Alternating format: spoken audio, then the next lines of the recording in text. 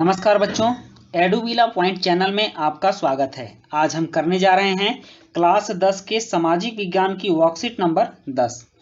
आज की वर्कशीट में हमें कृषि पर चर्चा करनी है, कृषि के बारे में जाननी है कि भारत में कितने प्रकार की कृषि होती है और उनके लिए कौन सी उपयुक्त दशाएं होती हैं।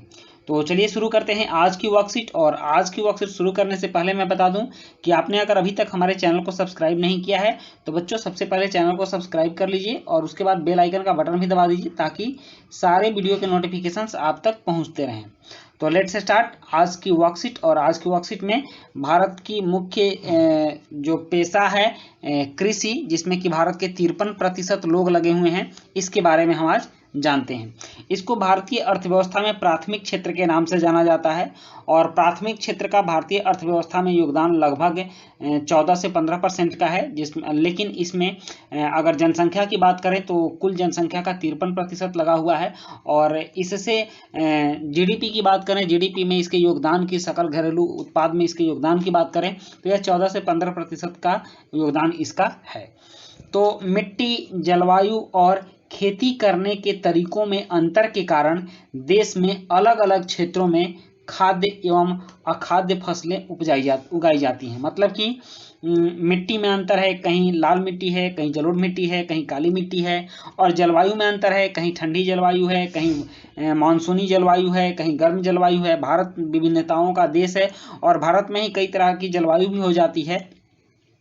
और खेती करने के तरीके में भी अंतर होता है। कहीं लोग पहाड़ों पर रहते हैं तो उनके खेती करने का तरीका अलग होता है, मैदानी भाग में खेती करने का तरीका अलग होता है, समुद्र के किनारे जो मैदानी भाग हैं उनमें खेती करने का तरीका अलग होता है, और पहाड़ों, पठारों और रेगिस्तानी इलाकों में खेती करने का तरीका अलग होता है, इसमें अंतर होता है।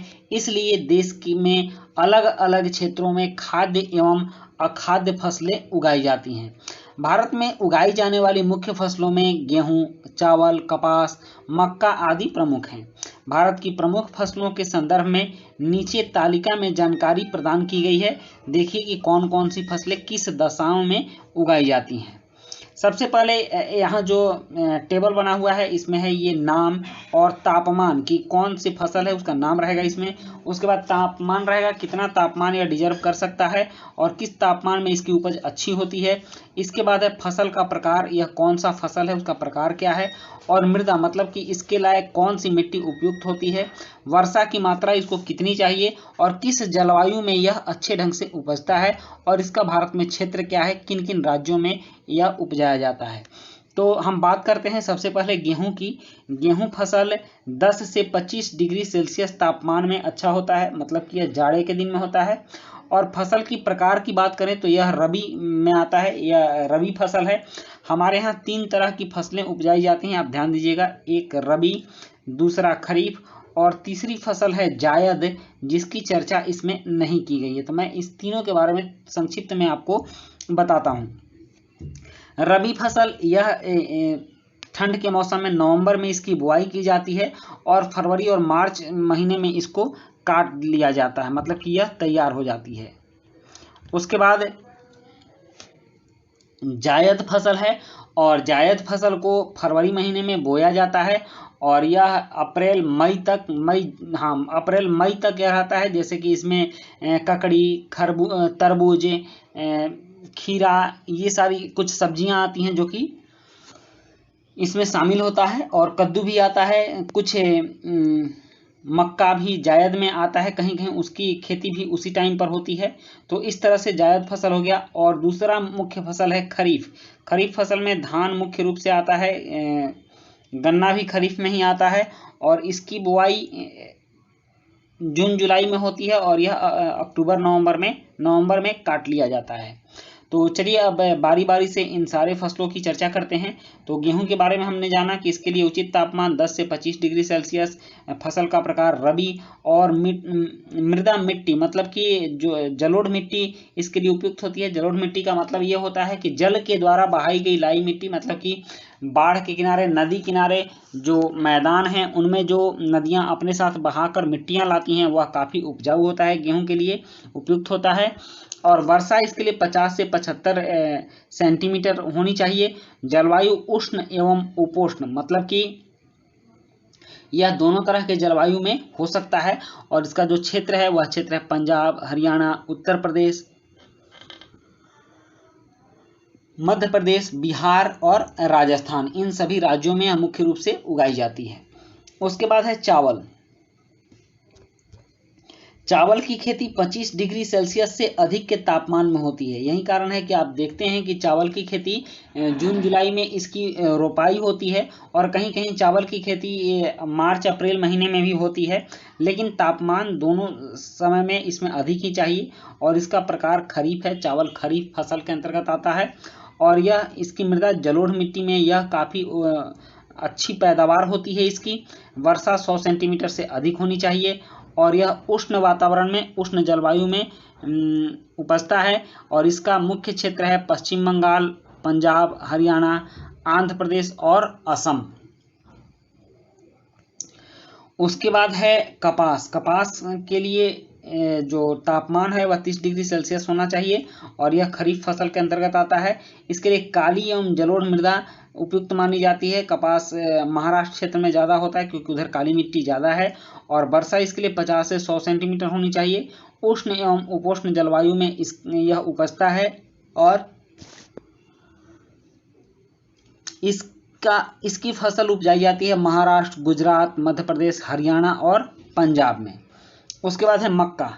मक्के की खेती 21 से 27 डिग्री सेल्सियस के बीच होती है और यह खरीफ फसल है। यह जलोढ़ मृदा में अच्छी होती है। 50 से 100 सेंटीमीटर की वर्षा की आवश्यकता होती है। विभिन्न प्रकार की जलवायु में उत्पादन इसका संभव है। किसी भी तरह की जलवायु में इसका उत्पादन हो सकता है और कर्नाटक, उत्तर प्रदेश, बिहार, मध्य प्रदेश, आंध्र प्रदेश इसके लिए मुख्य राज्य हैं जहाँ की इसकी खेती की जाती है। तो बच्चों, अभी हमने समझा भारत के कृषि के बारे में और भारत की कृषि पर बहुत ही अच्छा नोट्स हमने समझा। अब इससे संबंधित कुछ प्रश्न हैं, उन प्रश्नों के जवाब हम देते हैं। सबसे पहला प्रश्न है भारत की किसी एक खरीफ फसल पर नोट लिखिए। और दूसरा प्रश्न है भारत की किसी एक रबी फसल पर संक्षिप्त निबंध लिखिए। तीसरा है प्रश्न कि आज आपने भोजन में किस किस फसल का सेवन किया है, उनका नाम लिखिए। तो चलिए अब हम उत्तर करते हैं। प्रश्न 1 है कि भारत के किसी एक खरीफ फसल पर नोट लिखिए। तो सबसे पहले मैं इस पर खरीफ फसल पर नोट लिखते हैं। भारत की सबसे मुख्य खरीफ फसल चावल है। यह 25 डिग्री सेल्सियस से अधिक के तापमान में उपजता है और इसके लिए जलोढ़ मिट्टी काफ़ी उपयुक्त मानी जाती है। चावल की उपज के लिए वर्षा 100 सेंटीमीटर से अधिक होनी चाहिए और जलवायु उष्ण होनी चाहिए। चावल धान से निकाला जाता है। इसके लिए उपयुक्त क्षेत्र हैं भारत में पश्चिम बंगाल, पंजाब, हरियाणा, आंध्र प्रदेश और असम। उसके बाद प्रश्न 2 है कि भारत की किसी एक रबी फसल पर संक्षिप्त निबंध लिखिए। तो इसका उत्तर है कि भारत के मुख्य रबी फसलों में गेहूं का स्थान सबसे ऊपर आता है। गेहूं की खेती 10 से 25 डिग्री सेल्सियस तापमान के बीच की जाती है। इसके लिए उपयुक्त मृदा जलोढ़ मिट्टी है और 50 से 75 सेंटीमीटर की आवश्यकता पड़ती है वर्षा की। और उसके बाद गेहूं की खेती के लिए जलवायु उष्ण एवं उपोष्ण होनी चाहिए। यह पंजाब, हरियाणा, उत्तर प्रदेश, मध्य प्रदेश, बिहार, राजस्थान में मुख्य रूप से उपजाया जाता है।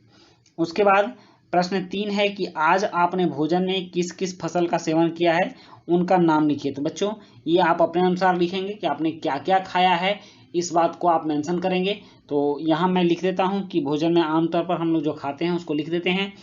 आज के भोजन में हमने गेहूं, चावल, आलू, मटर, सोयाबीन इत्यादि फसलों का सेवन किया है। तो ये थी हमारी आज की वर्कशीट और आज की वर्कशीट कंप्लीट होती है। वीडियो अच्छी लगी हो तो लाइक, सब्सक्राइब, कमेंट जरूर कीजिएगा। मिलते हैं नेक्स्ट वीडियो में। Thank you.